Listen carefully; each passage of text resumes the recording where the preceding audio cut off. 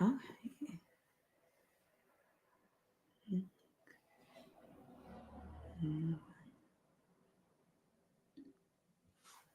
Hello. Hi. Hello, everybody. Welcome to our very first LinkedIn Live. We are so excited to have you with us today. I'm Amber J. Adams. I am a leadership and career wellness coach and the founder of Amber Career Studio. And today we have an amazing topic for you around career, centering career and wellness. That and is very intentional. I am here with Dion. And Dion, I'm going to let you introduce yourself because obviously I want to jump in and tell everyone how wonderful you are. But I'm going to hand the mic to you so that you can say hello. Thank you so much, Amber. And thanks everybody that is here live. If you are here live, put it in the comments so that we can see you and know that you are. And welcome to everybody coming from the replay.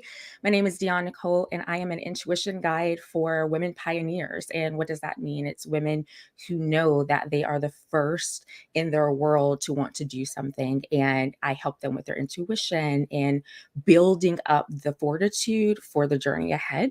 And it is a privilege to do that. And so wellness and combining things and mixing things is all in the mix of life.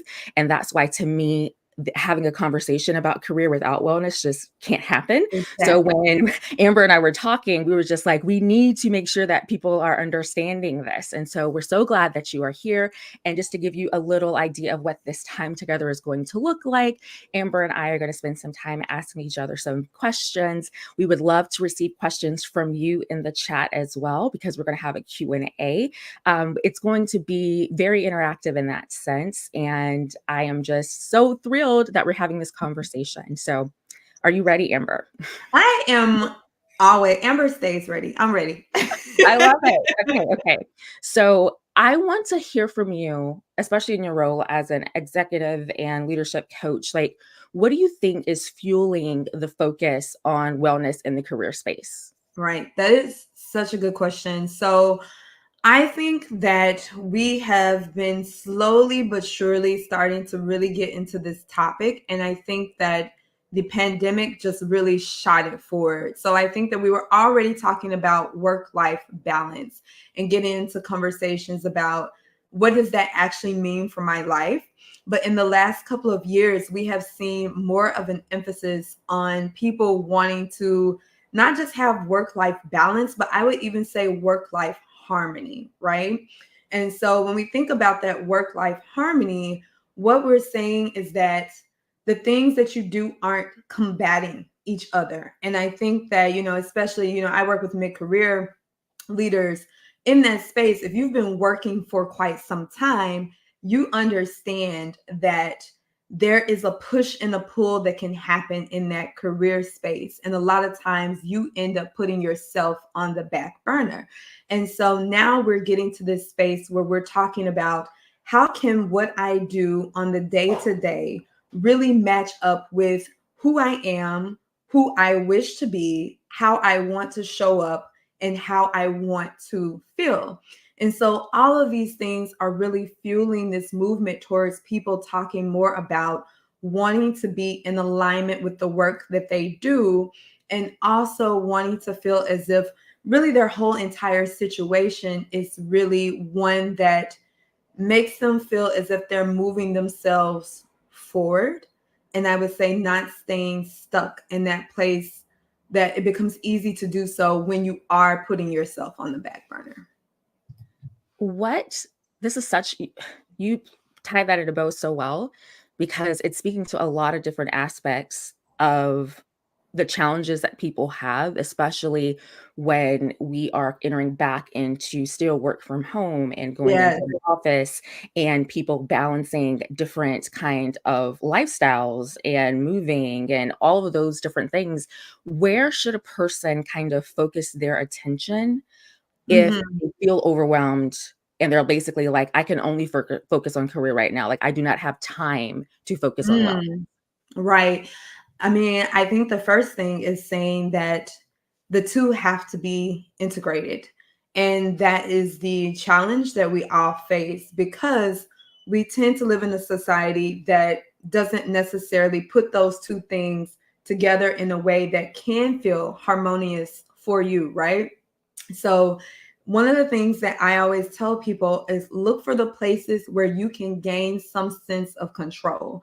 I know when it comes to careers, it's easy for us to feel like we have no control in the situation, that, the boss is the boss, the work is the work, this way, and this expectation, and all these things that can make us feel icky and definitely have a sense of tension. But there are so many things within that you can control. Number one, yourself and how you wish to feel. And I would say that that's really the number one thing for anybody who is looking and saying, my sense of wellness and career is off, that I want to feel more in line with what I'm doing, is to start one with your values, which I almost feel like sounds cheesy at this point, but it is so, so, so important, because so many of us don't take a moment to sit back and say, what is really important to me, and actually really reflect on that and go from there. You look Absolutely. like you have something. Yeah, Yeah, no, I you're was like, about to say, I was like, you are so right. You cannot really have a full, vibrant life without knowing what your values are, because a lot of people, especially, are just like, you should just be able to decide what you want to do and just go forward with it. But if it's not a mhm, value for you, you are going to have to dredge and do it. It is not something that you're going to do. Think about children. If their value is playing video games, do you think you have to force them to do it? No, no. absolutely. They're going to do it. So for us, if we say that our values are certain things, but everything else in our life is not in that alignment, then that's where it feels like, oh. So like when you Yes. said that, I was like, yes, Yes, that's the definitely piece that there. the tension is there, because the thing that I think when we think about our values is sometimes you're looking at the situation you're currently in, and it's not aligning with what your values are. But if you stay in that space for so long beyond, and I'm saying this, I don't want anyone to think I am speaking from on high. I have been there before. I have the receipts, right? When you are staying in a space that does not align with you, you almost feel like you can't get to the values, that you can't do the things. But really, in a lot of ways, having that values reflection with yourself is like your own personal rebellion. And really, that first stop in reclaiming your time, reimagining what your career can look like, and of course, bringing the wellness into the space. But I wanted to ask you a question, because I know we have been talking about this so much. And one of the things that we talked about was no, like the word no, the power of no. And so I just wanted to ask you, talk to us about the importance of no in well being. Like, speaking of where do you start, how does no come into the mix? Thank you for this question. Yeah. No feels like it should be easy and simple, but it's often not, because it is not just a declaration. It is almost kind of a boundary at times. It is also a way to let somebody else know what you really feel or think about something. The word no has a lot of layers and is actually very exposing in many ways. So that's why people shy away from it. So if you are invited to a party that you really, really don't want to go to, your Hmm. intuition, your body is immediately like, no, I do not want to do this. I'm an introvert. I want to be at home. I do not want to go out to the party, staying all night, da da da. But if you are not able to have a relationship with yourself, and also be able to honor that and realize that honoring that is actually a kindness and actually is better for everybody, then you're going to not just say directly, no, that's not a good situation for me. Or no, thank you for the invitation. Keep inviting me. It's just not this Right. time. You're going to come up with an excuse. You might say like 10 minutes later, oh, come up with an excuse, I can't make it or whatever like that. And the more and more you do those tiny little things, like you start to lose confidence in yourself, faith in Yes. yourself. Like your words don't mean as much anymore, because you're not saying what you really truly want to say. And that is why it is so important to be able to say no, and to start with saying no as your entryway into having that relationship and having that Mhm. knowing and getting in touch with that, because that is something that is universal. Like you can go anywhere in the world and people know when they don't want to do something. They're like, stop. Or net, like your body reacts most Right. violently when there's a no there. And so if you are not able to really harness this word and have a relationship with this word that is kind and loving, you're going to have a hard time being able to integrate wellness into your life, because you're Yeah. not going to be able to say no to the things that you need to say no to and yes to the things that you need to say yes with, because there's too muddled. There's not enough space. And so I feel as though that is a place that people can start if you're feeling like, I have no idea how to even navigate where to add space or remove things. Start with what is an actual energetic no and go from there. Mhm. And that's my suggestion. I would like to pass it back to you. Like, what are some other questions or thoughts that you have that somebody else could maybe do a gut check, that in Yeah. your life and your work that you've been working with your clients, like what are some of the things that they've been able to adjust first that are easier way to kind of navigate into this? Yeah, I think you said something that was so important, and it's like my ear was like, "Ooh, ooh, that was good." When you talked about saying no, but then you went into different ways that you can say no, and the ways in which you can do that, none of the ones you listed were like fake no's, you know what I mean? Or like they weren't no's that came from a place of disempowerment.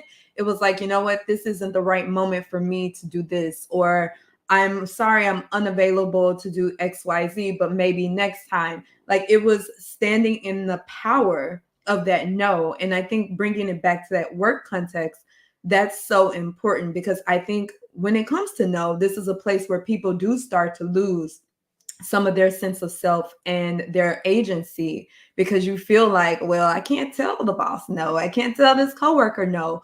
But a lot of times it's around that framing, because before I was a coach, I'm a communications girly at heart. Like that's the jam, right? And so I think what you were saying about that, really looking at how you want to say no, and saying that it's you almost said like a gentle no, or you said a loving no. That's what it was. It wasn't gentle, it was a loving no. Basically what I got from what you said was, it's a no with integrity. That's how I took it. Yeah. Yeah. Yeah. I Yeah. feel that. Yeah. And it Yeah. is, because it's integrity. The reason that there's integrity there is because it's true.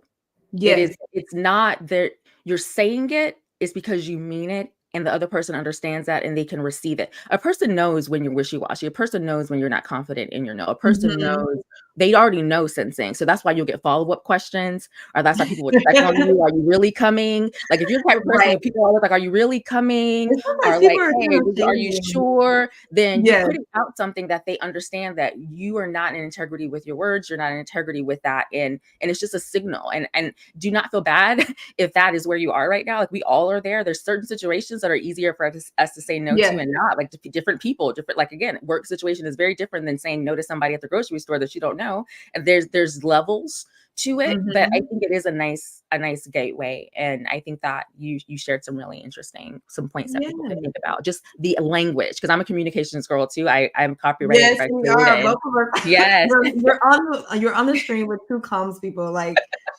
yes. words are So important. Yeah. I wanted to ask you though, is what's learning to say no, has that been a journey for you in terms of your career? Because I know that you've done so many different things. Did you have to learn how to integrate no into your wellness, or were you like straight out the gate Straight like, out the womb, I'm a no no, queen. I'm No, a I no was girl? not. No, I was not. Actually, I can think of like the first instance when my body was like, no. And Mm, it was back in 2011. I was serving in the Peace Corps. I had been there for almost a year, and that was a series of me being in situations where my instincts were like, "Ooh, I don't like this. This is nope," and I ignored it. And it mhm, finally got to the point where I had to be like, "No." And the hardest thing to do in that moment was to, because it's a volunteer position, but it's volunteer so you can leave at any time. But yeah, to actually, most people make it for 2 years. That's what the first stint is. And to actually, I had to wrestle with, first of all, is no breaking my word, because that's something that a lot of people think about. Like, is yes. no breaking my word. I don't want to break my word Yes, to because somebody. we've I been want, taught you can't quit anything, even if yes. it's to your own detriment, that you can't say no. Exactly. And so I was thinking about that. I was like, what are people going to think about me if I leave early? Like, what's happening. Like, I was like, okay, but I know in my heart that I need to say no. And it was like a journey. Like, I was wrestling with this. And I remember I finally made the decision, and I was like, okay, this is a good situation for me. I did what I needed to do, and I was able to leave. And then as soon as I did, like 5 other people also left because the situation Mm, wasn't ideal. right. And but what I learned from that is that people are also watching, and people Yeah. are also waiting for other people to honor their no's, to give Yeah. permission at times. And so we need to be encouraging each other. And sometimes the no is not even for you, especially if you have children or you have people that are around you or situations. It's like I've had to learn over time that even though I felt, ooh, I don't want to, ooh, this is a conversation. I don't want to be known as the The person no who's girl. always saying no. I don't wanna be known as a person always having oh, sorry, I Yeah. forgot I had I love the big I love actually, you know what? That's amazing. I love that fireworks just happened. But yeah, not being known as the no person, like that story makes me think about one of the first kind of big no's I had to throw out there because you mentioned that sometimes saying that no is not just for you, it's for other Mhm, people. For me, when I was leading a team, one of the boundaries I had to put in place and say no to was meetings that were happening at extremely early hours for me because I was on a different time zone mhm. than a good bulk of the team. And that was wellness for me. I wasn't in integrity or feeling very well if I felt like I was almost kind of in some ways pushed definitely into these meetings because at the end of the day, my role there is to perform as best as I can in my role, in my space. And in order to do that, I needed to honor what I needed to as Yeah. well. Wow, Yeah. okay, so when you said that, it brought up something that we were gonna talk about anyway, but I'm gonna bring it up a little bit earlier, and I would love to hear from you, and then I'll also share what are some definitions of self-care that people can grab onto that look different? Because I know a lot of times when you hear the word self-care, you think, Yeah. "I'm taking a bubble Bubble bath. bath. I'm going to the spa. It's a, you know, day for me," whatever it is. It's like, and I have a very different take on it. Mhm. And so I was curious if we could just discuss this for a little bit. And I can start by saying that for me, the way that self-care shows up for me is again that honoring piece, just because I am so tied to my intuition, is Yeah. is asking myself, what do I need right now? Mhm. What is honoring to me right now, or sometimes honoring to my future self? Because Mhm. sometimes self-care looks like doing the dishes now so that when I wake up tomorrow, I'll have a better morning. Yeah. Right? It can look like I am going to, again, say no to this invitation because I need to rest. It can also look like I am going to challenge myself and do the thing that I've been putting off and wanting to do. It can just look like so many different ways, but the key Right. to all of it is that you are in touch with your current needs at that time and you're assessing, and it's an active thing. It's not waiting until the burnout Yes. moment.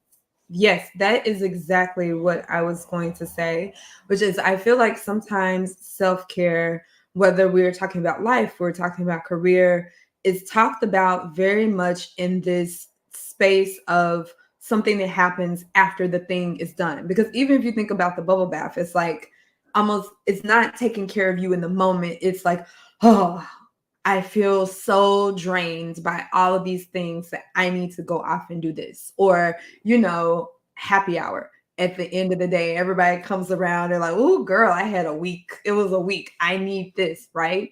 Because it is a reaction to things that have been happening versus feeling a sense of response, Yeah. but also a sense of needing to really, I don't even want to say negotiate with yourself, but needing to be able to meet yourself where you are and with what you need.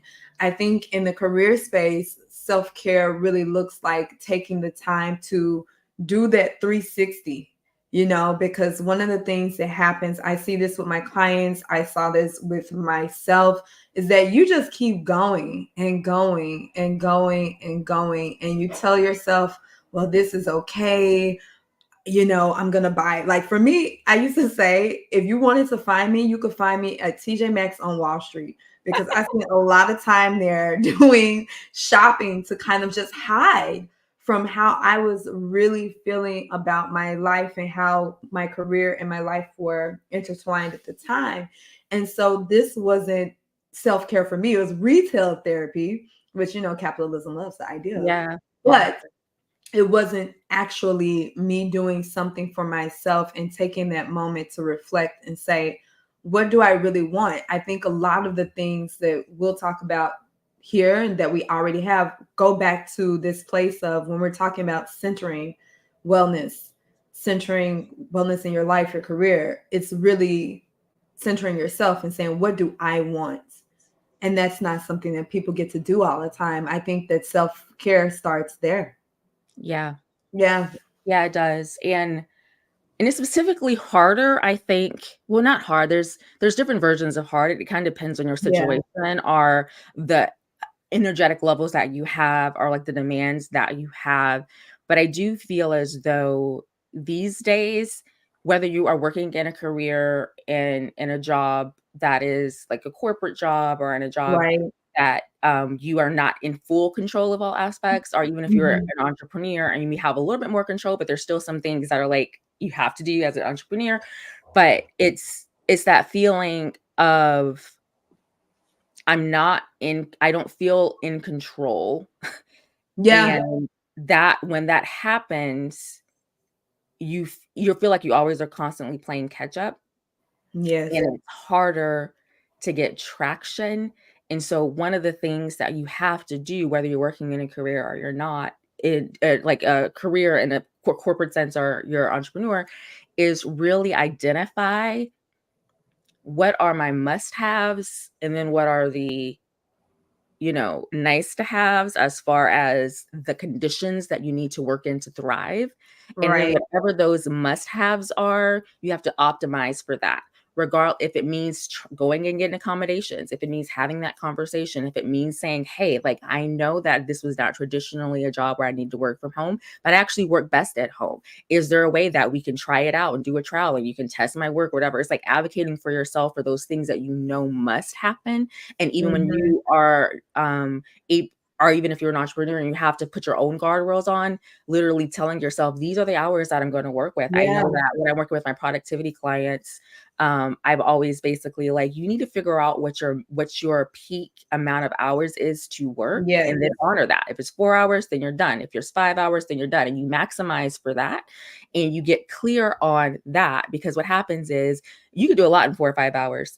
If Yeah. you are optimized well, if you have the support that you need, if you're taking care of a lot of other things, but it does take a lot of upfront work, and a Mhm. lot of times you don't know how to do that, which is why it's helpful to work for a coach like Amber or Oh, myself, just because we can shortcut that and really get you to like look at the things that you might even be looking at. Because I'm sure, and I'm curious if anybody's watching right now and can put it into the chat, is there anything that we've said that has been like an aha moment, something you haven't thought of before?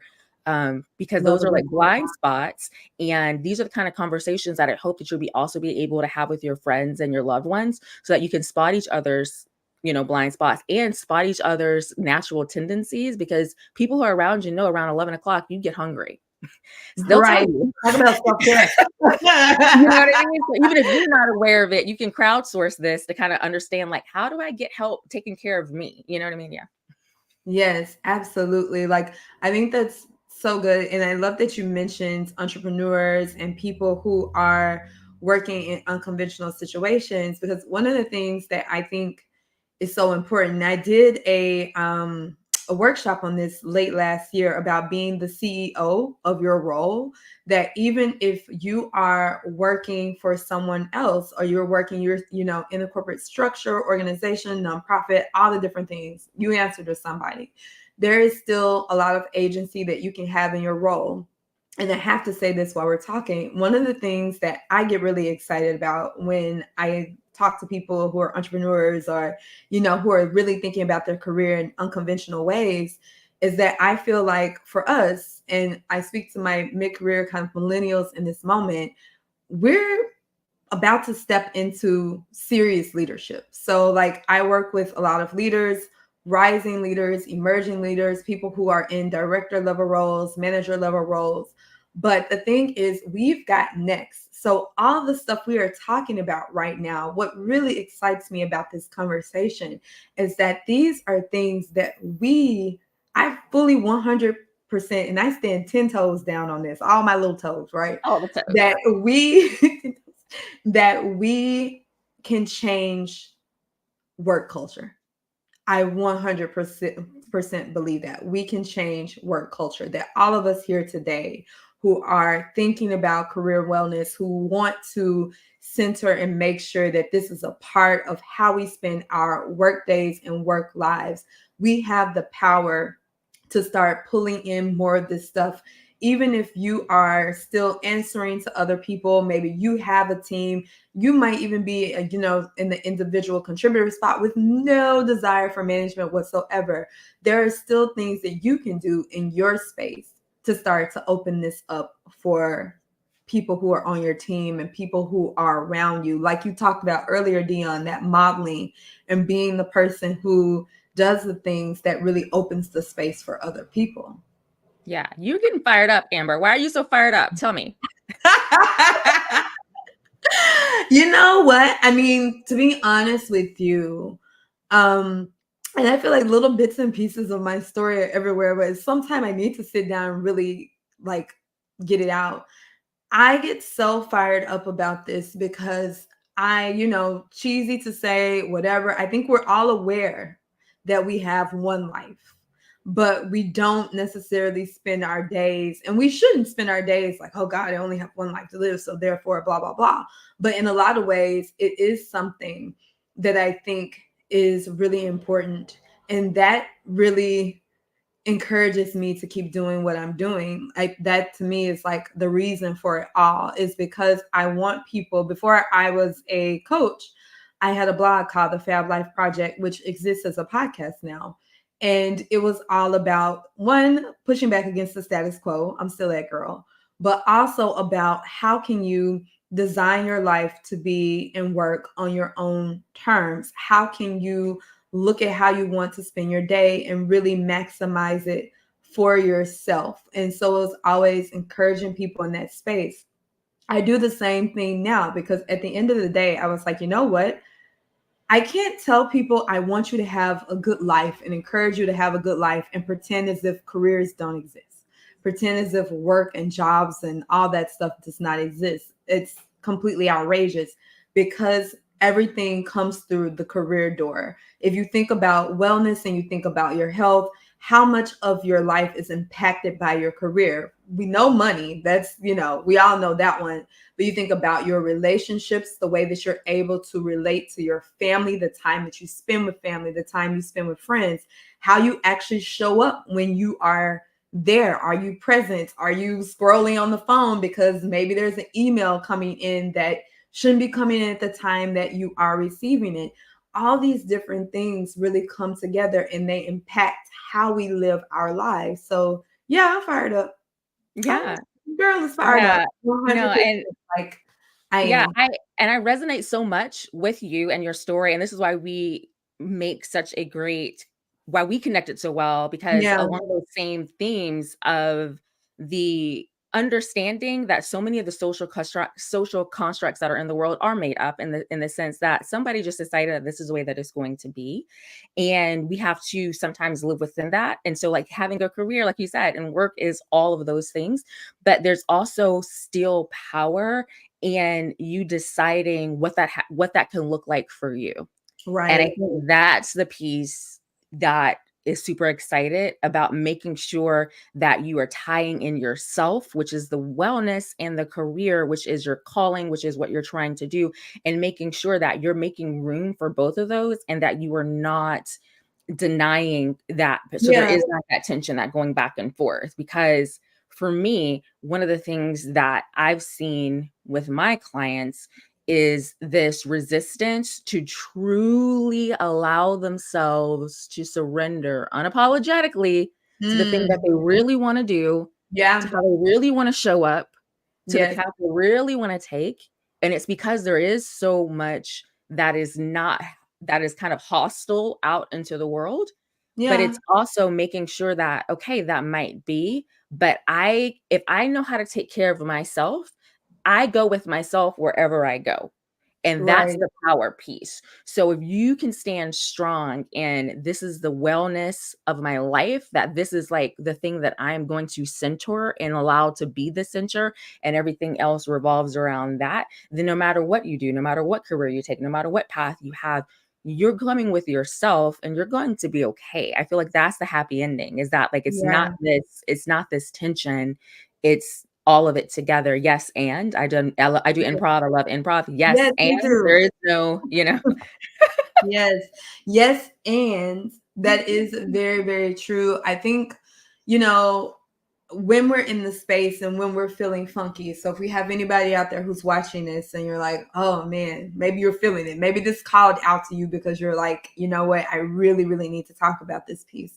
These aren't things that change overnight, right? Like as much as we wish we could just push a button and have something completely shift, it 100% takes work. Like I tell my clients that all the time, it takes work, but it's worth it. Like one of the things that I want to talk about more, I was terrified at first to get into career coaching because Really? I thought, oh, 100%. I Okay. thought this is a space where no one has control. I can't control whether or Ah, not your resume is read. I can't yeah, control if your boss is a blankety blank.